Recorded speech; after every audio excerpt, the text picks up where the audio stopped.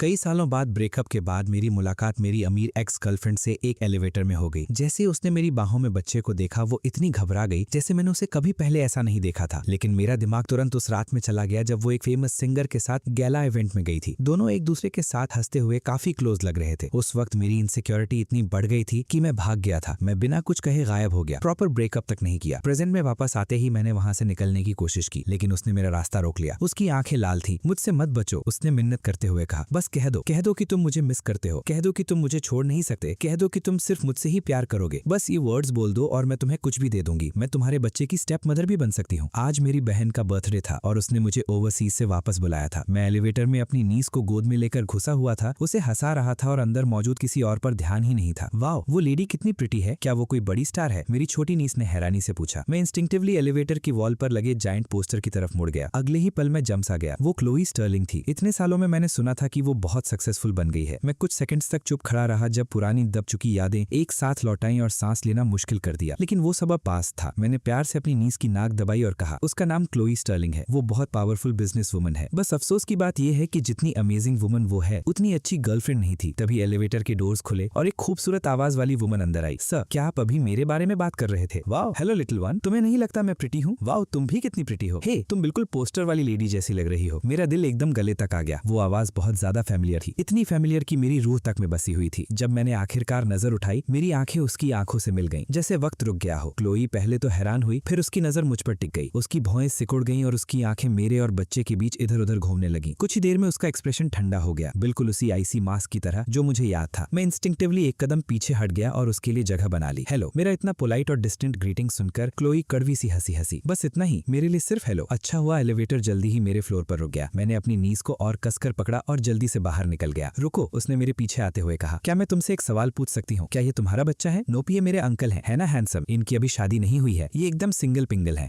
ऐसी सिली बातें मत करो, मैंने जल्दी से उसे टोक दिया। मुझे महसूस हो रहा था कि क्लोई की नजर और तेज हो गई है, लेकिन मैंने पीछे मुड़कर नहीं देखा। मैं बस चलता रहा। मुझे नहीं पता था कि इतने सालों बाद भी उसे दोबारा देखना इतना दर्द देगा। बर्थडे पार्टी काफी लाइवली थी और सब लोग गेम्स खेल रहे थे, लेकिन मैं थोड़ी फ्रेश एयर लेने के लिए बैल्कनी में चला गया। मैंने एक सिगरेट जलाई, गहरा ड्रैग लिया और धुएं के छल्ले हवा में उठते हुए देखता रहा, जैसे उनमें अपनी पुरानी जिंदगी देख रहा था। इन कुछ सालों में मैंने गीले और बदबूदार बेसमेंट्स में रहकर और गंदे कचरे के डब्बों में चीजें ढूंढकर गुजारा किया था, लेकिन मैंने दांत भींचकर सबसे मुश्किल वक्त सर्वाइव कर लिया था। फिर भी मेरी हड्डियों तक बसी इंफीरियोरिटी कॉम्प्लेक्स एक दाग की तरह थी जिसे कभी मिटाया नहीं जा सकता था। अचानक मुझे पीछे से कदमों की आहट सुनाई दी। मैं मुड़ा और क्लोई को देखा। वो ब्लैक इवनिंग गाउन पहने हुए थी और उसकी प्रेजेंस इतनी स्ट्राइकिंग और एलिगेंट थी कि उसके पास जाने से भी डर लगे। तुम पहले स्मोक नहीं करते थे, है ना? कुछ ही साल तो हुए हैं। इतनी बुरी आदत तुमने कहाँ से सीख ली? मुझे लगा था तुमने प्रॉमिस किया था कि कभी स्मोक नहीं करोगे। सॉरी, मैं हमेशा से स्मोक करता था, मैंने ठंडे लहजे में जवाब दिया। बस तुम्हारे सामने कभी नहीं करता था, क्योंकि तुमने कहा था कि तुम्हें उसकी स्मेल पसंद नहीं है। तुम इतनी दूर सिर्फ मुझे लेक्चर देने नहीं आई हो, है ना? मैं उसके पास से निकलने ही वाला था कि उसने अचानक हाथ बढ़ाकर मेरी बाह पकड़ ली। क्या तुम्हारे पास मुझसे कहने के लिए कुछ भी नहीं है? जैसे क्या बात करनी है? पुरानी यादें ताजा करें, पुराना प्यार दोबारा शुरू करें? सॉरी, मेरी अपनी जिंदगी है अब, तुम्हें उसका हिस्सा बनने की कोशिश बंद कर देनी चाहिए। पहली बार उसे इतना घबराया हुआ देखकर मेरी नाक में हल्की सी जलन हुई। ये उसके लिए नहीं थी, बल्कि खुद मेरे लिए थी। अब से मैं किसके साथ चलूंगा और किस तरह की जिंदगी जीऊंगा, ये सिर्फ मेरा फैसला था। कोई भी हो सकता था, बस वो नहीं। वैसे भी हम कभी एक ही दुनिया के नहीं थे। वहीं रुक जाओ, जब तक मुझे जवाब नहीं देते तुम कहीं नहीं जा रहे। इतने सालों से तुम कहाँ थे? मैंने शांति से उसका हाथ हटाया और तंज भरी हंसी।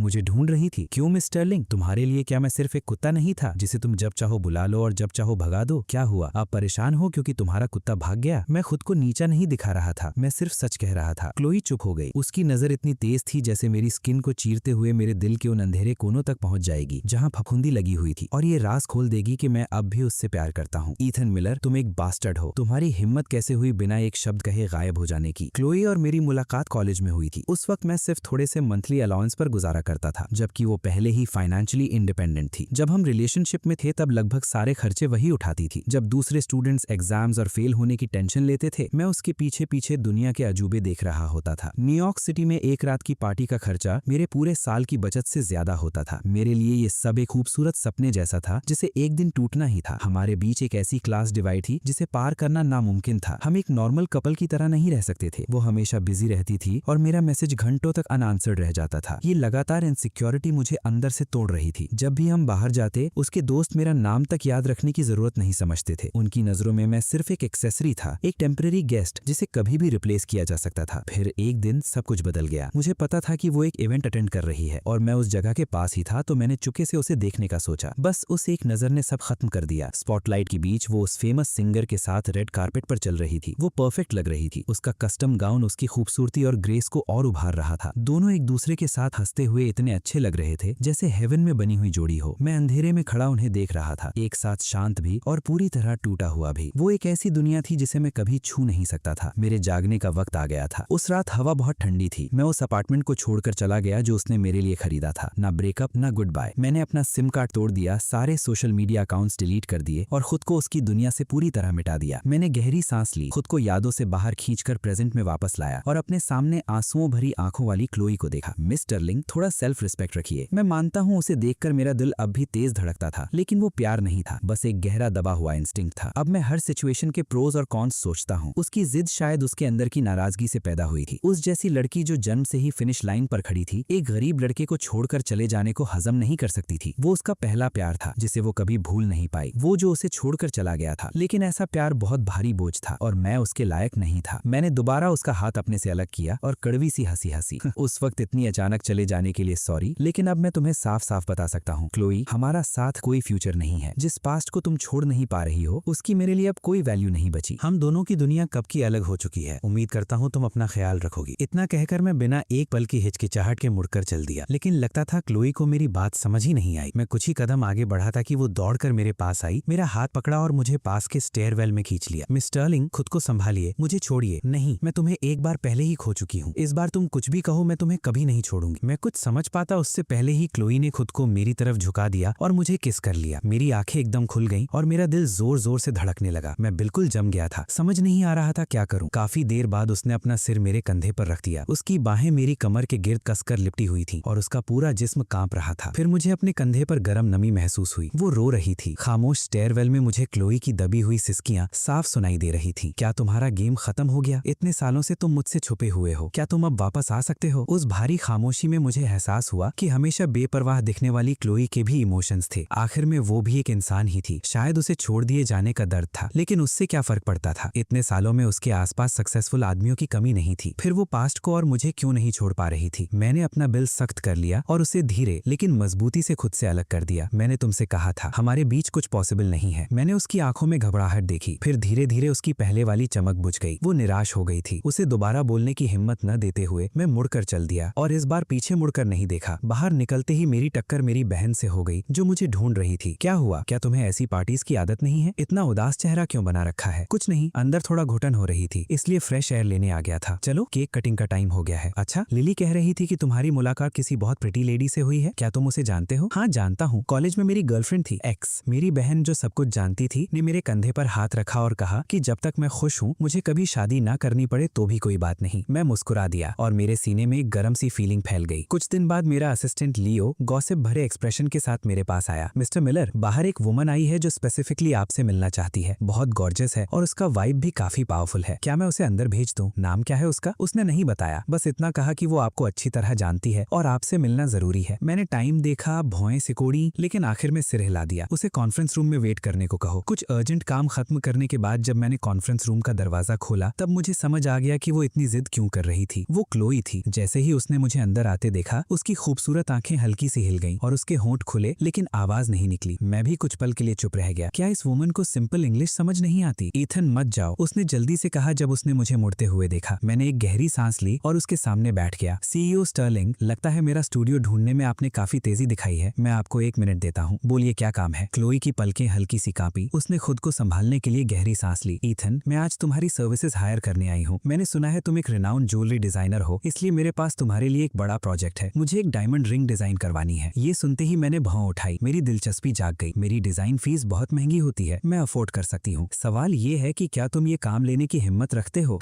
ये तो फनी है। जब कोई मुझे पैसे ऑफर कर रहा है तो मैं मना क्यों करूंगा? क्लोई थोड़ी हैरान रह गई। पहली बार उसने मेरे चेहरे पर इतनी कॉन्फिडेंट और कंपोज्ड स्माइल देखी थी। लेकिन मैंने आगे कहा, डिजाइनर होने के नाते मुझे ये जानना जरूरी है कि ये रिंग किस पर्पस के लिए है, तभी मैं परफेक्ट डिजाइन बना सकता हूँ। क्लोई ने मेरी तरफ देखा। उसकी नजर अचानक बिल्कुल साफ और मजबूत हो गई। प्रपोजल के लिए? खंक की आवाज के साथ मेरा हाथ कांप गया और टेबल पर रखा टी कप लगभग गिर ही जाता। मैंने जल्दी से कप को संभाला और खुद को शांत दिखाने की कोशिश की। कॉन्ग्रेचुलेशंस। क्या मैंने सही सुना? प्रपोजल? वो किसको प्रपोज करने वाली थी? उस सिंगर को जिसके साथ वो रेड कारपेट पर गई थी, या किसी और अमीर एयर को? रुको ईथन, खुद को संभालो। तुम इतने कड़वा क्यों महसूस कर रहे हो? तुम्हें इतनी परवाह क्यों है? तुम इतने घबराए हुए क्यों हो? क्या तुम मूव ऑन नहीं कर चुके? ईथन, क्या हुआ? क्या ये तुम्हारे लिए बहुत मुश्किल है? अगर नहीं कर सकते तो सीधा कह दो, मैं तुम्हें फोर्स नहीं करूंगी। शायद उसने मेरी झूठी कंपोजर को देख लिया था और वो फिर से उस क्वीन में बदल गई जो हर चीज कंट्रोल करती थी। बिल्कुल मुश्किल नहीं है, बहुत सिंपल है। आगे की डिटेल्स तुम मेरे असिस्टेंट के साथ कोऑर्डिनेट कर सकती हो। अब अगर इजाजत हो तो रुको, किसी और को इन्वॉल्व करने की जरूरत नहीं है। मैं डायरेक्टली तुम्हारे साथ काम करूंगी। जिसे मैं प्रपोज करने वाली हूँ वो बहुत जिद्दी है और अगर वो सेटिस्फाइड नहीं हुआ तो मैं उसकी नाराजगी का रिस्क नहीं ले सकती। क्या तुम मेरी प्रोफेशनल एबिलिटी पे डाउट कर रही हो? बिल्कुल नहीं मिस्टर मिलर, इतनी सी बात के लिए तुम मना तो नहीं करोगे ना? फाइन, तुम जीत गई। जब मैंने मजबूरी में फोन निकाला और उसे आई मैसेज पर ऐड किया तो वो अपने चेहरे की विक्टोरियस स्मर्क छुपा नहीं पाई। उसके चेहरे पर पूरी सेटिस्फैक्शन दिख रही थी। हैरानी की बात ये थी कि क्लोई बदल सी गई थी। उसने कोई परेशान करने वाले मैसेजेस नहीं भेजे। उसका अकाउंट इतना शांत था कि फेक लगता था। सिर्फ वही सिस्टम नोटिफिकेशन थी जो हमारे कनेक्ट होने वाले दिन की थी। मैं इस बात से काफी खुश था, लेकिन ये सुकून ज्यादा देर नहीं टिक सका। कुछ दिन बाद मैं रोज की तरह काम से घर लौट रहा था। नीचे एलिवेटर का वेट कर रहा था कि डोर्स खुले और सनग्लासेस और मास्क पहने एक आदमी जल्दी से बाहर निकला। सॉरी ईथन, क्या तुम ईथन मिलर हो? मैंने लाइट के नीचे उस आदमी को ध्यान से देखा और सांस अटक गई। वो वही था, वो फेमस सिंगर जो क्लोई के साथ रेड कारपेट पर चला था। और वो मुझे जानता था। मिस्टर मिलर, आप भी यहाँ रहते हैं? हाँ। उसकी नजर मुझे अजीब लग रही थी। वो किसी राइवल को जज करने वाली नजर नहीं थी, बल्कि ऐसी थी जैसे वो कोई ड्रामा अनफोल्ड होते देख रहा हो। मैं अपना इंट्रोडक्शन देता हूँ। मैं क्रिस हूँ, क्लोई का बड़ा भाई। Ethan right? मैंने क्लोई से तुम्हारे बारे में बहुत सुना है। क्या उसका भाई? तो उस वक्त जो आदमी उसके साथ था वो उसका असली भाई था, इसीलिए मुझे लगता था कि दोनों साथ में अच्छे लगते हैं। उनके चेहरों में फैमिली रिजेम्बलेंस थी। मैंने क्या कर दिया? तुम यहाँ अकेले रहते हो? मुझे अंदर ड्रिंक के लिए इन्वाइट नहीं करोगे? हाँ, मैं अकेला रहता हूँ। नहीं, कोई प्रॉब्लम नहीं है, अंदर आइए।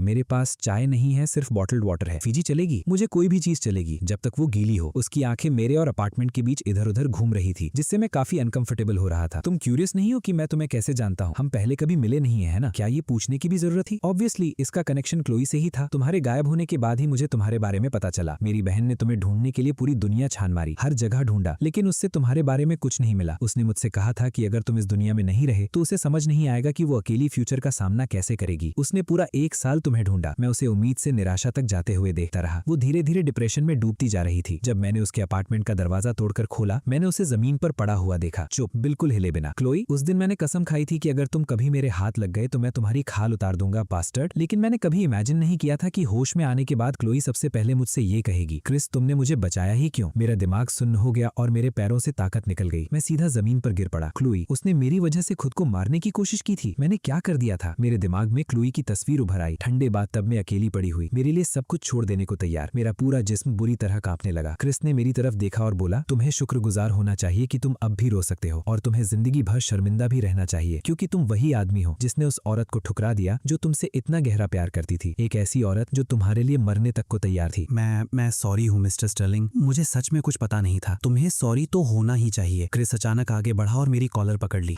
लेकिन शायद पूरी गलती तुम्हारी भी नहीं है। वो बेवकूफ लड़की बस बहुत जिद्दी है। उसके ठंडे एक्सटीरियर से धोखा मत खाना। वो तुमसे खुद से ज्यादा प्यार करती है। मैं बस इतना चाहता हूँ कि तुम एक आदमी की तरह बिहेव करो और पास्ट की मिसअंडरस्टैंडिंग्स क्लियर करो। अगर तुमने ये कांटा नहीं निकाला तो वो कभी ठीक नहीं हो पाएगी। जैसे ही दरवाजा बंद हुआ, मैं पूरी तरह टूट गया। मैं ठंडी फ्लोर पर लेट गया और फूट फूट कर रोता रहा। गिल्ट की एक बड़ी लहर मुझे अंदर से डुबो रही थी। पता चला कि एग्जीक्यूशनर तो मैं ही था। मैंने पूरा वीकेंड एक अजीब सी हालत में गुजारा। मैं बार बार क्लोई के साथ अपनी आई मैसेज चार्ट खोलता, कुछ लिखता और फिर डिलीट कर देता। प्रपोजल रिंग का वो ऑर्डर अब एक कड़वी आयरनी जैसा लग रहा था। तभी मेरे पुराने क्लासमेट एलेक्स ने गेट टुगेदर ऑर्गेनाइज किया और मुझे बार में बुलाया। बेहद तेज म्यूजिक के बीच में एक कोने में बैठा ड्रिंक पकड़े अकेला पी रहा था। मेरे आसपास लोग बातें कर रहे थे, लेकिन मेरा किसी से बात करने का मन नहीं था। यार, किसने सोचा था हमारी untouchable campus queen Chloe Sterling इतनी डिवोटेड लवर निकलेगी। बिल्कुल, जब मैंने उस वक्त ये स्टोरी सुनी थी ना, मेरा तो होश उड़ गया था। दोनों ने ग्लासेस टकराए और मैंने बिना कुछ कहे अपना ड्रिंक एक ही बार में खत्म कर दिया। आराम से ईथन, एलेक्स ने कहा। उस वक्त मुझे हमेशा लगता था कि वो बस तुम्हारे साथ खेल रही है और तुम पूरी तरह उसके कंट्रोल में हो। मुझे कभी नहीं लगा कि वो तुमसे प्यार करती है। लेकिन फिर सोचो तो उसने गर्लफ्रेंड होने की हर रिस्पॉन्सिबिलिटी निभाई थी। अरे हाँ, तुम्हारे जाने के तुरंत बाद क्लोई मुझे ढूंढने आई थी, एक और क्लासमेट बोला। मेरे हाथ में पकड़ा ग्लास वही रुक गया। उस वक्त वो चलती फिरती लाश जैसी लग रही थी। आंखों में कोई रोशनी नहीं थी, पूरी तरह से टूट चुकी थी। यार, मुझे तुम पर बहुत गुस्सा आता था। मैं बार बार कहता रहा कि मुझे कुछ नहीं पता। अब पीछे मुड़कर देखता हूँ तो लगता है मैं लगभग उसकी मौत का अकॉम्प्लिस बन गया था। इसीलिए मैंने इतने सालों से उसका सामना करने की हिम्मत नहीं की। मुझे बहुत शर्म आती है। ठीक है, सैड बातें छोड़ो, आज रात एंजॉय करने आए हैं, चलो पियो। मैंने कुछ नहीं कहा, बस मशीन की तरह ग्लास उठाया और अल्कोहल अपने गले के नीचे उतारता गया, जबकि मेरा दिल दर्द से मुरझा रहा था। अल्कोहल उस दर्द को सुन नहीं कर पा रही थी, बल्कि गिल्ट को और तेज कर रही थी। मैंने उसे हर्ट किया था। छोड़ो, मैं निकलता हूँ, तुम लोग एंजॉय करो। अरे ईथन, अभी तो रात शुरू हुई है। ईथन, तुम नशे में हो, मैं तुम्हें घर छोड़ देती हूँ। ये सारा थी, हमारी हाई स्कूल की क्लासमेट। जब से उसे पता चला था कि मैं कंट्री वापस आ गया हूँ, तब से वो चुपके चुपके मेरे बारे में इन्फॉर्मेशन लेने की कोशिश कर रही थी। थैंक्स, लेकिन टेंशन मत लो, मैं उबर ले लूंगा। बाद में एलेक्स ने मुझे चुपके से बताया था कि सारा को हाई स्कूल से ही मुझ पर क्रश था, लेकिन मुझे उस वक्त बिल्कुल पता नहीं चला था। अरे ईथन, तुम तो सीधे खड़े भी नहीं हो पा रहे, हम तुम्हें अकेले नहीं जाने दे सकते। सारा को ड्राइव करने दो। हाँ, हम सिर्फ तुम्हारी फिक्र कर रहे हैं, मना मत करो। कोई प्रॉब्लम नहीं, मुझे वैसे भी उसी डायरेक्शन में जाना है। तुम्हारी कंडीशन में उबर लेना सेफ नहीं है। एक रैंडम ड्राइवर से ज्यादा मुझ पर ट्रस्ट करोगे ना? जब उसने बात इस तरह कही तो दोबारा मना करना बदतमीजी लगता। मेरा घर पास ही है, इतनी रात को मुझे छोड़ने के लिए थैंक्स, मैं अप्रिशिएट करता हूँ। मुझे बाद में पता चला कि वो उसका रास्ता बिल्कुल नहीं था, सिर्फ मेरे साथ अकेले वक्त बिताने के लिए वो आधा शहर क्रॉस करके आई थी। नहीं, कोई बात नहीं, उसने अचानक घबरा कर कहा। वो जैसे ही हम मेरी बिल्डिंग के एंट्रेंस के पास पहुंचे, वो हकलाने लगी और अपनी बात कह नहीं पा रही थी। क्या कहना चाहती हो? मैं रुक गया और शांति से उसकी तरफ देखा। उसका चेहरा तुरंत लाल हो गया। कल सैटरडे है, क्या तुम फ्री हो? मैं सोच रही थी कि क्या मैं तुम्हें डिनर पर ले जा सकती हूँ। उसकी आवाज धीरे धीरे और हल्की होती गई और उसने सिर झुका लिया। मेरी तरफ देख भी नहीं पा रही थी। सॉरी, शायद मुझे इस वीकेंड काम करना पड़ेगा। मैंने उसे नरमी से मना कर दिया। मैं उसे झूठी उम्मीद नहीं देना चाहता था, खासकर अब जब मेरा दिमाग पूरी तरह उलझा हुआ था। शायद कभी और। ओ अच्छा, कोई बात नहीं, मैं समझ सकती हूँ। तुम्हें वापस आए अभी ज्यादा वक्त भी नहीं हुआ है। जब कभी तुम्हारे पास फ्री टाइम हो सारा, मैं सच में सॉरी हूँ, लेकिन अभी मैं किसी रिलेशनशिप की तलाश में नहीं हूँ। शायद तुम्हें मुझ पर फोकस करना बंद कर देना चाहिए। सच में अपना टाइम वेस्ट करने की कोई जरूरत नहीं है। असल में वो मेरी तरह ही थी, जानती थी कि ये मुमकिन नहीं है, फिर भी अपना जलता हुआ दिल सामने रख रही थी, मासूमी से उम्मीद करते हुए कि शायद वो एक आइसबर्ग को पिघला सके। दुर्भाग्य से ग्रैटिट्यूड के बेसिस पर रिलेशनशिप नहीं बनती। काफी देर हो गई है, तुम्हें घर जाकर रेस्ट करना चाहिए। मैंने हल्का सा सिर हिलाया और बिल्डिंग की तरफ मुड़ गया। ईथन, उसने पीछे से आवाज दी। मैं हार नहीं मानूंगी, इतने सालों से नहीं मानी हूँ और तुम्हारी बातों की वजह से भी पीछे नहीं हटूंगी। मैं उस दिन का इंतजार करूंगी जब तुम आखिरकार मुझे देखोगे। जैसे उसे एक और रिजेक्शन का डर हो, वो तुरंत मुड़कर रात के अंधेरे में भाग गई। मैं उसकी दूर जाती हुई फिगर को देखता रहा और बेबस से एक लंबी सांस ली। जैसे ही एलिवेटर के डोर्स खुले, अल्कोहल की तेज स्मेल मेरी नाक में घुस गई और मुझे खांसी आ गई। मैंने इंस्टिंक्टिवली अपनी नाक ढक ली और ऊपर देखा, फिर वहीं जम गया। वो क्लोई थी। वो मेरे दरवाजे के बाहर ठंडी टाइल्स पर बैठी हुई थी। उसके आसपास खाली लिकर बॉटल्स बिखरी हुई थी। उसके बाल बिखरे हुए थे, मेकअप फैल चुका था और वो पूरी तरह टूटी हुई लग रही थी। मैंने जमीन पर पड़ी बॉटल्स को देखकर भौं से कोड़ी। तुमने कितनी पी ली? उसने धीरे से सिर उठाया। उसकी पहले वाली ठंडी आंखें अब दर्द से भरी हुई थी और आंसू भराए थे। उसकी इतनी बेचारी हालत ने सीधा मेरे दिल पर वार किया और मेरा सीना दर्द से भर गया। वो औरत कौन थी जो तुम्हें छोड़ने आई थी? क्या तुम दोनों अब साथ हो? जब वो बोल रही थी, मुझे लग रहा था जैसे उसका दिल टूटने की आवाज सुन सकता हूँ। आंसू उसकी नजर धुंधली कर रहे थे, फिर भी वो जबरदस्ती आंखें खोलकर मेरा एक्सप्रेशन पढ़ने की कोशिश कर रही थी। मेरा कुछ एक्सप्लेन करने का इरादा नहीं था, लेकिन वो जिद से जवाब का इंतजार कर रही थी। वो और मैं बस पुराने क्लासमेट्स हैं और कुछ नहीं। तुम नशे में हो और फ्लोर भी बहुत ठंडी है। चलो मैं तुम्हें घर छोड़ देता हूँ। मुझे मत छुओ, उसने चिल्लाकर मेरा हाथ झटक दिया। क्यों ईथन, मैं तुम्हारे लिए क्या हूँ? मुझे इस हालत में देखकर खुश हो? इतनी मिजरेबल? क्या तुम्हें सेटिस्फैक्शन मिल रहा है? क्लोई ने एक बोतल उठाई और उसे मेरे ऊपर फेंकने के लिए हाथ उठाया। उसका हाथ हवा में काफी देर तक कांपता रहा, फिर उसने कमजोर सी हरकत के साथ बोतल नीचे गिरा दी और एक तरफ फेंक दी। कई मिनट तक रोते रहने के बाद वो लड़खड़ाते हुए खड़ी हुई और बिना मेरी तरफ दोबारा देखे सीधा एलिवेटर में चली गई। एलिवेटर के डोर्स धीरे धीरे बंद हो गए और मैं वहीं खड़ा रहा, बिल्कुल सुन्न, जब तक वो मेरी नजरों से पूरी तरह गायब नहीं हो गई। मैं उससे कहना चाहता था, मैं भी तुम्हें भूल नहीं पाया, लेकिन वो इतनी जल्दी चली गई कि ना वो सुन सकी और ना ही रुक कर सुनना चाहती थी। सच कहूं तो मैं एक कावड़ हूँ। वो इंफीरियोरिटी कॉम्प्लेक्स मेरी हड्डियों में बसा हुआ है। इतने सालों बाद भी वो एक क्वीन है और मेरे पास क्या हक है कि मैं सेकंड चांस मांगू? क्लोई, क्या तुम जानती भी हो मैं कौन हूँ? मैं वो एक्स बॉयफ्रेंड हूँ जिसने लगभग तुम्हारी जान ले ली थी। डैम इट, कितना बड़ा बास्टर्ड हूँ मैं। अचानक मेरी नाक से खून बहने लगा और ठंडी फ्लोर पर टपकने लगा। मैं वहीं खड़ा खून के छोटे से पडल को देखता रहा और मेरा दिमाग बहुत पुराने वक्त में चला गया। वो मेरा 23rd बर्थडे था। हजारों स्टूडेंट्स और टीचर्स के सामने क्लोई स्पॉटलाइट के बीच खड़ी थी। हाथ में फूलों का बुके था और उसने मुझे प्रपोज किया था। आज भी उसका प्रॉमिस याद करके मेरे चेहरे पर मुस्कान आ जाती है। अपनी पूरी जिंदगी में चाहे कुछ भी हो जाए, मैं क्लोई स्टर्लिंग सिर्फ ईथन मिलर से ही प्यार करूंगी। उसने मुझे इतनी जोर से हक किया था जैसे वो हमें एक ही इंसान बना देना चाहती हो। कई रातों में जब मैं नाइटमेयर देखकर उठ जाता, वो प्यार से मुझे अपनी बाहों में खींच लेती और धीरे से कहती, सब ठीक है, मैं यही हूँ, मैं तुम्हारी हिफाजत करूंगी, मैं तुम्हारे सपनों के मॉन्स्टर्स को तुम्हें मुझसे दूर लेकर नहीं जाने दूंगी। उसकी ये बात सुनकर मैं हमेशा मुस्कुरा देता और उसकी गर्म बाहों में दोबारा चैन से सो जाता। ब्रेकअप के बाद जब मैं रात को हाथ बढ़ाता और सिर्फ ठंड और खालीपन महसूस करता, तब मुझे समझ आया कि वो लम्हे सिर्फ मेरे उसे बेहद मिस करने से पैदा हुए सपने नहीं, बल्कि मेरी सबसे प्यारी यादें थी। लेकिन मैं क्या कर सकता था? मैं एक कावड़ था। मैं उसे ये बताने की हिम्मत नहीं कर सका कि मैं उसे कितना मिस करता हूँ। मैं सेल्फिश भी था। जब मैं अब्रॉड था और इतना गरीब था कि लगभग भीख मांगने की नौबत आ गई थी, तब भी मैं वापस आने की हिम्मत नहीं कर सका। मुझे उसकी शादी की खबर सुनने से डर लगता था। मैं चुपचाप उठकर पानी लेने जा रहा रहा था कि टेबल पर रखा मेरा फोन अचानक वाइब्रेट करने लगा। कुछ पल हिचकिचाने के बाद मैंने कॉल रिसीव कर ली। हेलो। ओ, उसने आंसर कर दिया। हेलो, क्या ये ईथन है? मैं क्लोई की फ्रेंड बोल रही हूँ। Thank God. क्या हुआ? सब ठीक है? तुम्हें जल्दी आना होगा। पता नहीं क्लोई को क्या हो गया है। उसने हमें बाहर बुलाया और बस लगातार पीना शुरू कर दिया। हम उसे रोक नहीं पाए। वो 1 दर्जन से भी ज्यादा बॉटल्स पी चुकी है और पूरी तरह बेहोश हो गई है। उसके फोन की स्क्रीन अभी भी ऑन है और तुम्हारी IMSA चार्ट खुली हुई है। सोते हुए भी वो बार बार तुम्हारा नाम ले रही है। शायद उसने ईथन नाम 1000 बार बोला होगा। ये सुनते ही मेरी फोन पर पकड़ और मजबूत हो गई। जब मैं बार पहुंचा, उसकी फ्रेंड ने मुझे देखते ही कहा, ओ माय गॉड, तुम आ गए, जल्दी अंदर आओ। वो इतना तुम्हारा नाम ले रही है कि उसकी आवाज बैठ रही है। हे, क्या हुआ? बस खड़े क्यों हो? कुछ नहीं। जैसे ही मैं प्राइवेट रूम में घुसा, मैंने क्लोई को सोफा पर झुकी हुई देखा। वो पूरी तरह नशे में थी और उसके लंबे बाल उसके आधे चेहरे को ढक रहे थे। इतना नशे में होने के बाद भी वो एक जख्मी किटन की तरह चैन से सो रही थी। आज रात की तकलीफ के लिए सॉरी। मैं उसे अब घर ले जाता हूँ। मैंने कार का पिछला दरवाजा बंद किया, सबको हल्का सा नोट दिया और गाड़ी में बैठने ही वाला था कि किसी ने आवाज दी, ईथन, ब्रदर इन लॉ। एक सेकंड रुको, ब्रदर इन लॉ? ये सुनते ही मेरा दिमाग पूरी तरह ब्लैंक हो गया। मैं बिल्कुल शॉर्ट सर्किट हो गया था। मुझे पता है ये अचानक लग रहा है, लेकिन क्लोई ने हमें बताया था कि तुम वही इंसान हो जिससे वो प्यार करती है और हमें सिर्फ तुम्हें इसी नाम से बुलाने की परमिशन थी। तुम लोग तो मेरा नाम तक पूछते नहीं थे और अब मुझे ब्रदर इन लॉ बुला रहे हो? प्लीज मत बुलाओ, ये मेरे लिए बहुत ज्यादा है। ब्रदर इन लॉ ईथन, तुम गलत समझ रहे हो।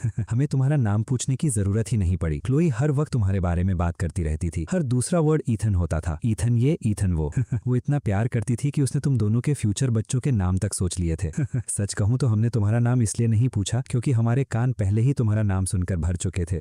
तो बात ये थी, क्लोई ने हमें उस वक्त स्पेसिफिकली कहा था, उसे पता था तुम सेंसिटिव हो और उसने कहा था कि तुम पर ज्यादा अटेंशन मत देना, कहीं तुम अनकंफर्टेबल ना हो जाओ या डर न जाओ। असल में हम सब तुम्हें बहुत पसंद करते थे क्योंकि जब भी क्लोई तुम्हारा जिक्र करती थी, उसके चेहरे पर एक गूफी और खुश स्माइल आ जाती थी। तुम्हारे अचानक चले जाने के बाद हमने वो स्माइल फिर कभी नहीं देखी। हम कसम खाकर कह सकते हैं कि क्लोई इतने सालों से सिंगल है। वो सिंगर उसका असली भाई है। हमारे दिल में तो तुम हमेशा से वही इकलौते ब्रदर इन लॉ रहे हो जिसे हमने कभी एक्सेप्ट किया। Brother in law Ethan, Chloe पिछले कुछ सालों में बहुत दुखी रही है। उसे उस हालत में देखकर हमें भी दर्द होता था। बाकी सब तुम उससे खुद पूछ लेना जब वो होश में आ जाए। उनकी उलझी हुई बातें सुनते हुए मुझे लगा कि सालों से मेरे दिल पर रखा हुआ भारी पत्थर रेत बनकर हवा में उड़ गया हो। मैंने एक लंबी सांस छोड़ी और इतना हल्का महसूस किया जितना शायद सालों से नहीं किया था। मुझे ये सब बताने के लिए थैंक यू। आज रात की तकलीफ के लिए सॉरी। अब से मैं उसका ख्याल रखूंगा। इसी पल मुझे समझ आया कि उसने मेरी उस कमजोर और इनसिक्योर वर्जन को कितनी अच्छी तरह प्रोटेक्ट किया था। वो लोग मुझे बहुत पहले ही एक्सेप्ट कर चुके थे, मुझे अपना ही समझते थे। मैं खुद पर हंसे बिना नहीं रह सका और मन ही मन खुद को एक और थप्पड़ मार दिया। ईथन, ईथन, तुम सच में कितने बड़े इडियट हो। क्लोई, तुमने मुझे इतना प्रोटेक्ट क्यों किया और क्या क्या बातें हैं जो तुमने मुझसे छुपा रखी हैं। जब हम मेरे घर के पास पहुंचे, क्लोई जाग गई। मुझे ड्राइविंग सीट पर देखकर उसने एक शब्द नहीं कहा, बस चुपचाप सीट से लगकर बैठ गई। वो आधे मन से मेरी बाहों में सिमट गई और मुझे उसे संभालने दिया। एलिवेटर ऊपर जा रहा था और वो अपना सिर मेरे सीने पर टिकाए मेरी हार्टबीट सुन रही थी। हमारे बीच एक खामोश समझ थी। मुझे बताओगे कि तुमने मेरा सामने वाला अपार्टमेंट क्यों खरीदा? मैं बस तुम्हारे थोड़ा और करीब रहना चाहती थी, चाहे सिर्फ इतना ही क्यों ना हो कि जब तुम दरवाजा खोलो तो मैं एक झलक देख सकूं। मैंने कोई जवाब नहीं दिया, बस उसे सहारा देते हुए उसके अपार्टमेंट के दरवाजे तक ले गया। मेरी तरफ से कोई रिस्पॉन्स न मिलने पर उसने भी और कुछ कहने की हिम्मत नहीं की। अल्कोहल के सहारे हिम्मत जुटाकर उसने बस मुंह फुला लिया। उसकी आंखें जैसे कह रही थी, क्या तुम सच में मुझे इस ठंडे अपार्टमेंट में अकेला छोड़कर चले जाओगे? मैं फिर भी कुछ नहीं बोला, बस उसे पासकोड एंटर करने का इशारा किया। दरवाजा खुल गया। मैं मुड़कर जाने ही वाला था कि एक जोर की फोर्स ने मुझे अंदर खींच लिया। लाइट्स बंद थी और मुझे सिर्फ एक गर्म प्रेजेंस अपनी तरफ आती हुई महसूस हो रही थी। धुंधले और मध्यम माहौल में उसकी सिलवेट ने मुझे घेर लिया। एक बार फिर नशे में धुत क्लोई ने बिना किसी वार्निंग के मुझ पर जंप कर दिया। इस बार सीधा अपने सोफा पर गिरा दिया। उसने मुझे पिन कर दिया और मैं हिल भी नहीं सकता था। इतनी नजदीकी से मेरी सांसें रुक सी गई और दिल पागल की तरह धड़कने लगा। ईथन, मैं तुम्हें बहुत मिस करती हूँ। मैं ही हूँ जो तुम्हारे बिना नहीं रह सकती। मैं ही वो पैथेटिक इंसान हूँ जो तुम्हें छोड़ नहीं पाया। सिर्फ तुम ही हो जिससे मैं हमेशा प्यार करूंगी। मैं पूरी रात तुम्हारा इंतजार करती रही जब तक मैंने उस औरत को तुम्हें ड्रॉप करते नहीं देखा। तुम्हें पता है मुझे कितनी जलन हुई? मैं लगभग पागल हो गई थी। तुम्हारे साथ खड़ा होने वाला इंसान मैं होनी चाहिए थी। मैं तुमसे बहुत प्यार करती हूँ क्लोई। मैंने उसे कसकर पकड़ते हुए धीरे से कहा। सैरा ने सच में मुझे प्रपोज किया था, लेकिन मैंने उसे बता दिया कि मेरा दिल पहले से ही एक ऐसी औरत से भरा हुआ है जिसे कोई रिप्लेस नहीं कर सकता और किसी और के लिए उसमें जगह नहीं है। एक इररिप्लेसेबल औरत? कौन है वो? उसने शरारत से पूछा, जबकि उसे जवाब पहले से पता था। मैं नहीं बताऊंगा। मैंने धीरे से उसके माथे पर एक हल्का सा किस रखते हुए कहा। तुम तो काफी बोल्ड हो गए हो। उसने बड़बड़ाया और अंधेरे में उसकी नजर और गर्म हो गई। कुछ सेकंड्स की खामोशी के बाद उसने फिर अपना सिर उठाया और मुझे दोबारा किस किया। मैंने धीरे से उसकी पतली कमर को बाहों में लिया और इस बार लीड मैंने ली। क्लोए, मैं भी तुमसे प्यार करता हूँ। मैं तुम्हें कितना इतना मिस करता रहा हूँ, इसे और दबा नहीं सकता। चलो, मैं अपनी बात पूरी भी नहीं कर पाया था कि उसने शर्माते हुए सर हिला दिया और मेरी दी हुई सारी मोहब्बत को चुपचाप एक्सेप्ट कर लिया। अगली सुबह उसे चैन से सोता हुआ देखकर मेरा दिल पूरी तरह पिघल गया। मैं धीरे से बेड से उठा ताकि वो ना जाग जाए। फ्रेश होकर मैं किचन की तरफ चला गया। क्लोई ने नींद भरी आंखें मलते हुए भागकर बाहर आई। उसके बाल पूरी तरह बिखरे हुए थे और चेहरे पर घबराहट साफ दिख रही थी। जैसे ही उसने मुझे देखा, वो सीधा मेरी बाहों में आ घिरी। मुझे लगा कल रात सब एक ड्रीम था। मैं उठी और तुम वहाँ नहीं थे। मैं डर गई थी। पागल लड़की, वो कोई ड्रीम नहीं था। मैं यही हूँ और कहीं नहीं जा रहा। अब जाकर फ्रेश हो जाओ। मैंने ब्रेकफास्ट बनाया है, तुम्हारी फेवरेट कॉर्न पॉरेज। हे, दिन का उजाला है, थोड़ा तमीज से।